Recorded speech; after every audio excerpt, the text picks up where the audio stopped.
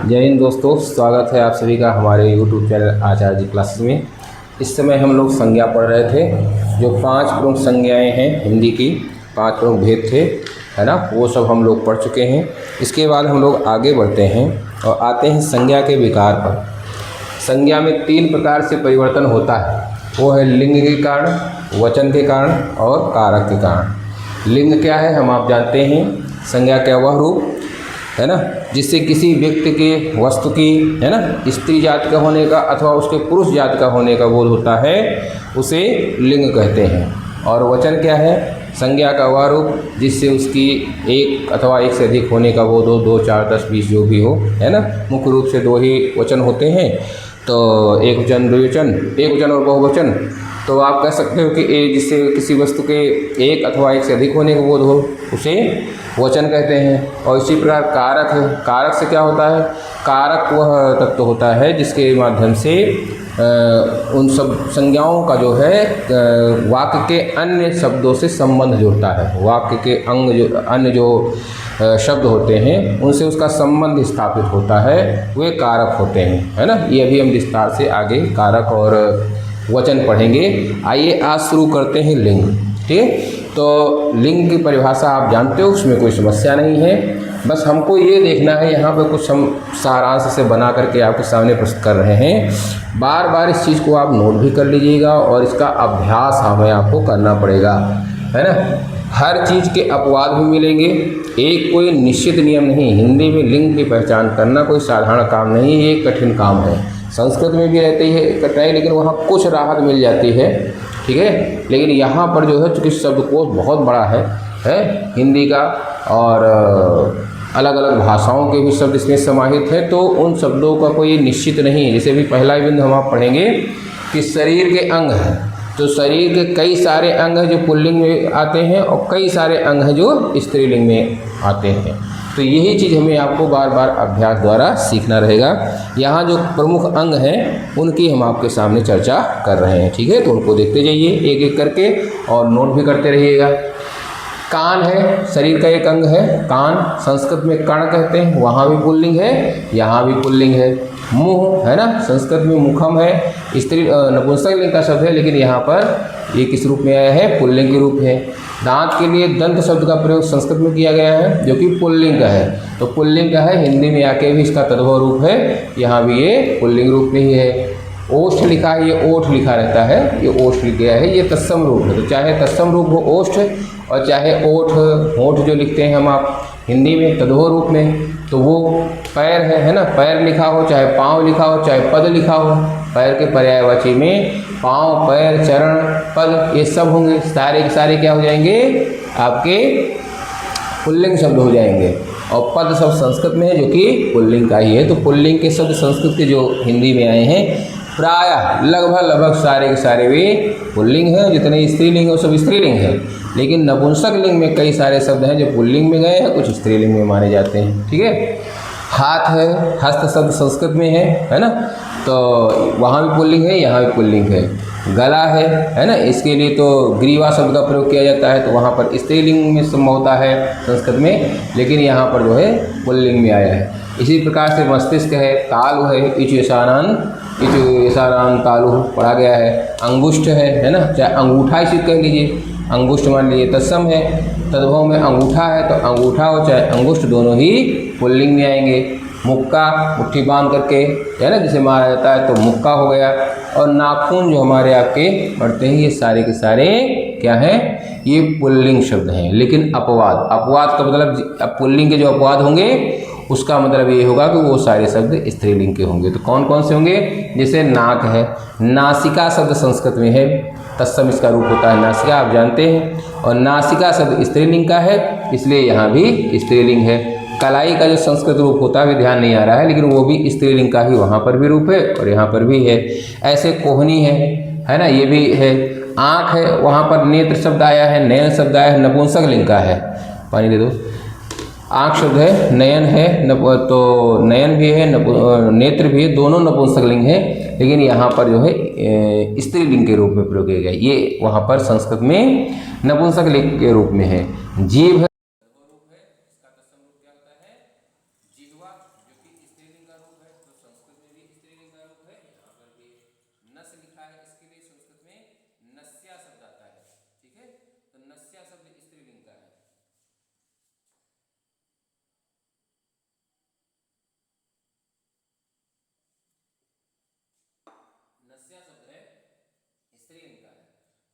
में भी स्त्रीलिंग है और यहाँ हिंदी में भी स्त्रीलिंग है। अभी स्त्रीलिंग के लिए अलग से वीडियो बनाएंगे। पहले अभी बता रहे हैं आपको शरीर के प्रमुख जो अंग हैं, रत्नों के नाम हैं, महीनों के नाम कौन कौन से हैं, है ना, दिनों के नाम कौन कौन से पुल्लिंग में आते हैं वो बताएंगे। कम से कम ये वीडियो तो बनेगा 4 पार्ट में, 4 पार्ट कम से कम, ये 4 पार्ट में कम से कम बनेगा। अभी ये बता रहे हैं कि कौन कौन से प्रत्यय लगने पर पुल्लिंग शब्द होते हैं वो बताएंगे, कि स्त्रीलिंग कौन से शब्द हैं, फिर कौन कौन से प्रत्यय लगने पर वो सब स्त्रीलिंग बनते हैं वो बताएंगे। लेकिन अभी जब पुल्लिंग आप पढ़ रहे हो तो ध्यान रखिए, इसी के साथ साथ आपके स्त्रीलिंग के भी शब्द को आपको अभ्यास करना, ये अभ्यास द्वारा ही आ सकता है, इसमें कोई ट्रिक आप नहीं अपना सकते हो, ठीक है। या भाई बनाने वाले अपना बहुत सारी कविता वगैरह जैसे बनाए हैं, काका हाथरसी ने बनाया है और अन्य लोग भी बना लेते हैं कि बहुत सी स्त्रीलिंग और पुल्लिंग करके जो कविताएं बनती है, तो उनके माध्यम से अगर सीख सकते हो, पूरी कविता याद कर लो तो आप कर सकते हो भाई, अच्छी बात है। ऐसे रत्नों के नाम, देखिए मोती लगने दिखने में लग रहा है कि बड़ी की है तो स्त्रीलिंग का होगा, तो ये स्त्रीलिंग का नहीं है ना। ये अभी रहने देखिए, जीभ है, नस है, बांह, खाल, चमड़ी, हड्डी है, हड्डी के लिए अस्थि शब्द प्रयोग किया गया संस्कृत में, और वहां पर ये शब्द नपुंसकलिंग में आता है, लेकिन यहाँ पर स्त्रीलिंग के रूप में प्रयोग किया गया है। ये चीज है। रत्नों के नाम में मोती है, माणिक है, पन्ना है, हीरा है, जवाहर है, मूंगा है, नीलम है, पुखराज है, लाल नाम कमल होता है, जो कि आपके ये जितने रत्नों के नाम है ये सब पुल्लिंग में है ना। इनमें से आप देखो ये लग रहा है किसी स्त्रीलिंग को, ये लग रहा है स्त्रीलिंग में, है ना, ये है। लेकिन आप देखिए पन्ना और हीरा ये सब जो है अपने यहाँ बालकों के नाम रखे जाते हैं, कहानी वगैरह पढ़िए तो पन्ना का नाम आता है प्रेमचंद की कहानी में, हीरा नाम आता है, आप जानते हैं, है ना, और नीलम है, पुखराज है, लाल है, जवाहरलाल नेहरू, नेहरू जी का नाम है, ये मतलब नेहरू जी का नाम है तो आप समझ लीजिए कि पुल्लिंग ये होगा, है ना। ये मणि भी है, लेकिन उसी रत्नों में से एक है मणि, जो कि स्त्रीलिंग का शब्द है। मणि शब्द ये अपवाद में है, मुख्य रूप से इसको ध्यान रखिए। इसे पूछा गया कौन सी मणि स्त्रीलिंग का है, सबसे पहले मणि आएगा। अब ये चुन्नी और लाडली की तरह नहीं आएगा। चुन्नी एक लाल रंग की कोई मणि होती है, लेकिन मुख्य रत्नों में नहीं आती। ऐसे लाडली भी कोई बहुत प्रचलित नहीं है, सुना गया है, जो संग्रह में लिखा हुआ है, तो ये मुख्य नहीं, मुख्य रूप से आपको मणि याद रखना है कि इतनी जो मणियाँ हैं, रत्नों के नाम हैं, मोती, माणिक, पन्ना, हीरा, जवाहर, मूंगा, नीलम, पुखराज इत्यादि हैं, ये सब पुल्लिंग है, लेकिन अपवाद का ध्यान रखना है मणि। अब आइए हम लोग आगे देखते हैं कि महीनों पर्वतों के नाम कैसे पुल्लिंग में आते हैं। आइए आगे देखते हैं।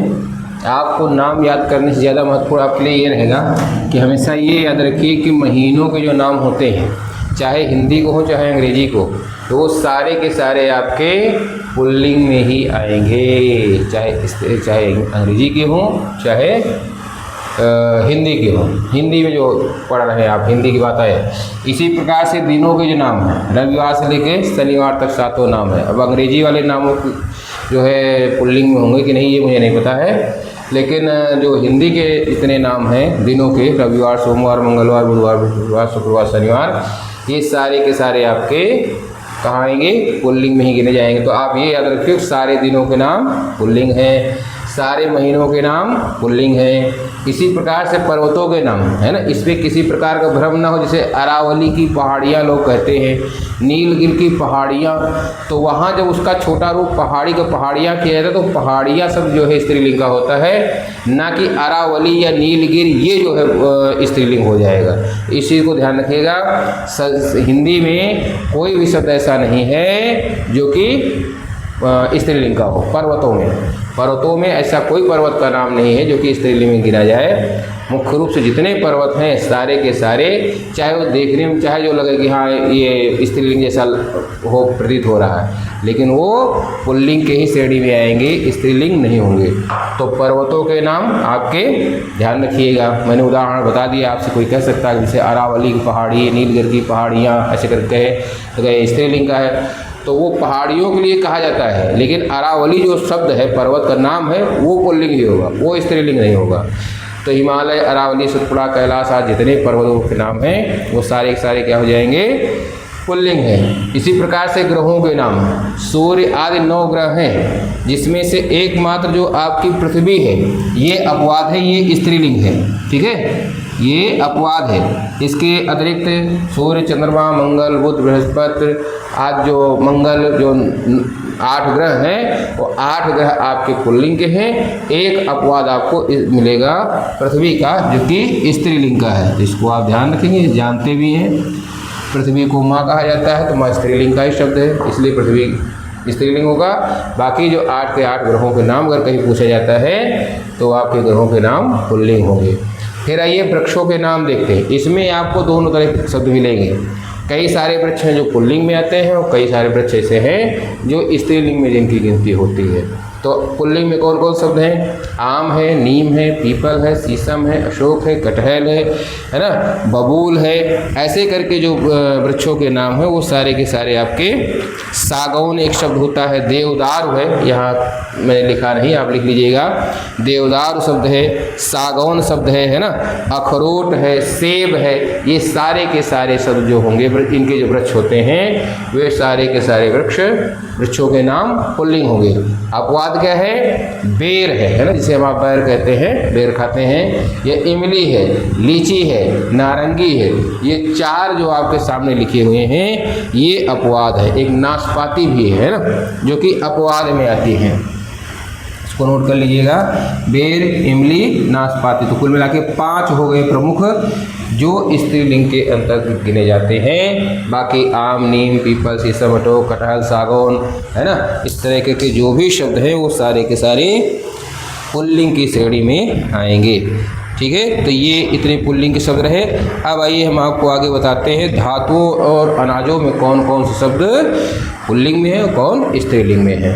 आइए अब आगे बढ़ते हैं। धातुओं के नाम हम आप देखते हैं। धातुओं में जितने भी जो है सोना है, तांबा है, लोहा है, सीसा, कांसा, पीतल, टीन, एल्युमिनियम, जस्ता, ये सारे के सारे पुल्लिंग की श्रेणी में आएंगे। लेकिन तुरंत एक आपको अपवाद मिलेगा और ये अपवाद वाले ही विशेष करके फंसाए जाते हैं। यही प्रश्न भी पूछे जाते हैं कि अधोलिखित धातुओं में से कौन सा स्त्रीलिंग है, तो ध्यान रखना। या सीधे सीधे पूछ लेंगे चांदी किस लिंग का शब्द है, पुल्लिंग है अथवा स्त्रीलिंग अथवा उभयलिंग है, ऐसे करके पूछ लेंगे। तो ध्यान रखना, जो जितने भी धातुएं होती हैं सब पुल्लिंग होते हैं। अपवाद क्या है? केवल चांदी। चांदी सब जो है स्त्रीलिंग है। बाकी सारी धातुओं के नाम जो भी हैं है ना, जस्ता, पीतल, कांसा, कांस्य, इसी घोष, चाहे तत्सम रूप में हो चाहे तद्भव रूप में, इनमें से जैसे भी स्वर्ण कहीं लिखा हो जाए ना, तांबा का ताम्र होता है, लोहा का लौह होता है ना, कांसा का कांस्य होता है। ठीक है, इस तरह कोई मिल जाए तो ये सारे शब्द भी जो है अगर तत्सम दे देते हैं, यहाँ पे सारे तद्भव लिखे हुए हैं, लेकिन अगर इनका तत्सम रूप भी मिल जाए आपको, ठीक है, तो वो धातुएं जो होंगी, धातु नाम अगर है तो चांदी को छोड़ करके, ठीक है, चांदी को छोड़ करके बाकी जो है आपका इस पुल्लिंग शब्द रहेगा। इसको ध्यान रखिएगा, चांदी स्त्रीलिंग है। इसके बाद द्रवों में भी देखिए लगभग आपको मिल जाएंगे, कौन से? पुल्लिंग ही मिल जाएंगे, है ना। ये दूध है तो कहे दूध उबल रहा है, दूध कभी उबल रही नहीं होता है। पानी उबल रहा है, तेल खौल रहा है ना। तो ये सब है कि दूध जैसे वा का प्रयोग करिए।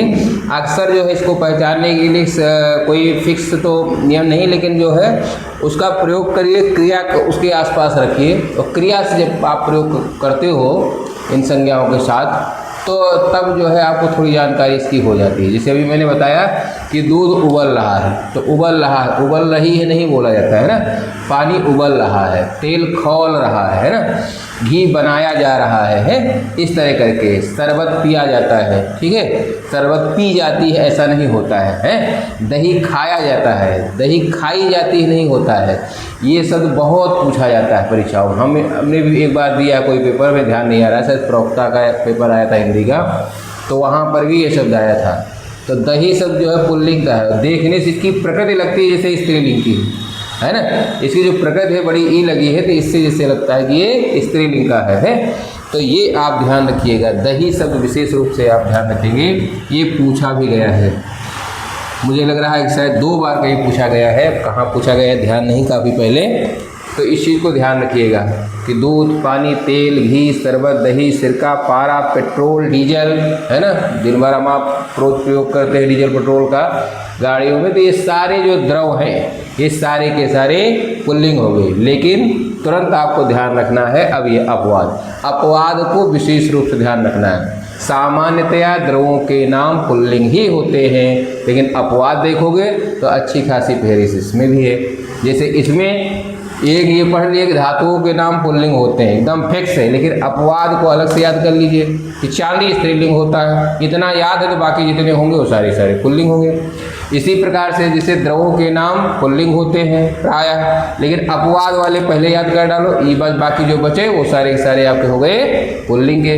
तो चाय पी जाती है, काफ़ी पी जाती है, चाय पिया जाता है नहीं, चाय पी जाती है, काफ़ी पी जाती है ना, लस्सी पी जाती है, शराब लोग पीते हैं, स्याही जो लिखने के काम में आती है। तो 3 चीज़ें तो आप प्रयोग करते ही होंगे, चाय, काफ़ी, लस्सी, है ना। कुछ लोग होते हैं जो शराब का उत्पाद करते होंगे भैया, तो उनको छोड़िए। आप समझिए कि चाय सबके घर में रोज़ बनती है, काफ़ी भी अदा गदा बनती है, और लस्सी इसमें गर्मी चल रही है तो लस्सी का भी खूब प्रयोग होता है। तो ये तीनों जो है स्त्रीलिंग के शब्द हैं, चाय, काफ़ी, लस्सी। और बाकी शराब से हमें आपको मतलब नहीं है, शराब स्याही हम लिखने के काम में कहाँ, पेन में भी प्रयोग होने लगा, और पहले जो स्याही आती, अब पेन में भी जो स्याही है वो स्याही तो स्याही ही है, तो ध्यान रखना है हमें, है ना। पैड में रहता है जो है अंगूठा लगाने के लिए, तो वो स्याही जो आपकी है वो स्त्रीलिंग के शब्द हैं। तो 5 शब्द यहाँ मुख्य रूप से हैं, कौन कौन से? चाय, काफ़ी, लस्सी, शराब और स्याही। ये 5 शब्द जो हैं, जो द्रव हैं, वो स्त्रीलिंग के हैं। बाकी सारे के सारे जो द्रव जो भी द्रव हैं वो सारे के सारे आपके पुल्लिंग होंगे। आइए आगे बढ़ते हैं। अनाजों के नाम में भी इसी प्रकार से है कि सारे अनाज, लगभग अनाज के नाम, सारे नहीं कहना चाहिए, प्रायः जितने भी अनाजों के नाम हैं वो सब के सब पुल्लिंग हैं। जौ, गेहूँ, चना, चावल, बाजरा, मटर, तिल आदि। लेकिन अपवाद को पहले याद करना, क्या कि मकई, मूंग, दाल, अरहर, ज्वार। अब देखो बाजरा में बड़ा आया ये पुल्लिंग में है, जबकि ज्वार में छोटा आया ये स्त्रीलिंग में है। ज्वार बाजरा साथ साथ रखा जाता है, ठीक है। तो मकई, मूंग, दाल, अरहर, ज्वार ये आपके स्त्रीलिंग होंगे। इसके अतिरिक्त जो अनाजों के नाम आएंगे वो सारे के सारे पुल्लिंग होंगे। आइए आगे बढ़ते हैं, अंतिम पायदान पे आते हैं। यहाँ भौगोलिक के जलीय स्थलीय अंश जो होते हैं, है ना, भूगोल में जिनका हम आप पढ़ते हैं, तो भूगोल में देशों की चर्चा होती है, नगर की चर्चा होती है, रेगिस्तान है, द्वीप है, पर्वत है, समुद्र है, नभोमंडल है, वायुमंडल है, तालाब है, सरोवर है, इनकी खूब चर्चा होती है। ये सारे के सारे पुल्लिंग होंगे। लेकिन उससे पहले आपको क्या याद करना है? अपवाद। पृथ्वी अभी ऊपर आप पढ़ चुके हो, है ना, ग्रहों में कि पृथ्वी स्त्रीलिंग का है। नदी जो शब्द है वो स्त्रीलिंग का है ना। नदियों के नाम है उनमें भी स्त्रीलिंग के लगभग सब आएंगे, अभी आगे लिखाएंगे स्त्रीलिंग वाले शब्दों में। तो नदी है, घाटी है, पृथ्वी है और झील, ये 4 शब्द जो है ये स्त्रीलिंग के हैं, ये जो भूगोल में हम आप पढ़ते हैं। बाकी इनसे बचे हुए सारे के सारे शब्द किस लिंग के हैं? पुल्लिंग के हैं। तो ये रहे पुल्लिंग के कुछ पहचान। अभी एक वीडियो इसके बाद हम आपको और बना के देंगे, जिसमें हम आपको बताएंगे कौन कौन से प्रत्यय लगे हों तो शब्द पुल्लिंग ही माने जाएंगे। मतलब प्रत्यांत शब्दों को ध्यान देना है। तो एक वीडियो भी पुल्लिंग का और हम आपको बना के देंगे, जिसमें बताएंगे कि अगर कौन कौन से प्रत्यय लगे हैं तो वो पुल्लिंग का शब्द होगा, ठीक है। उसके बाद फिर हम लोग बढ़ेंगे स्त्रीलिंग, और स्त्रीलिंग पर भी इसी प्रकार हमारा प्रयास होगा कि जैसे मुख्य जो बातें हैं पहले उनको बता दें, छोटा या बड़ा वीडियो जो भी बनेगा, है ना।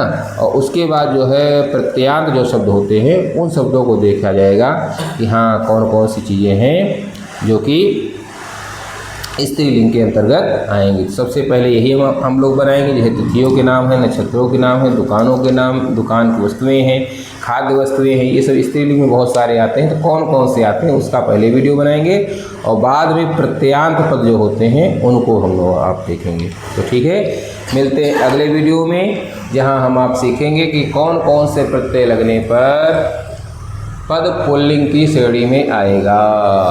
आशा है आप सबको ये वीडियो पसंद आया होगा।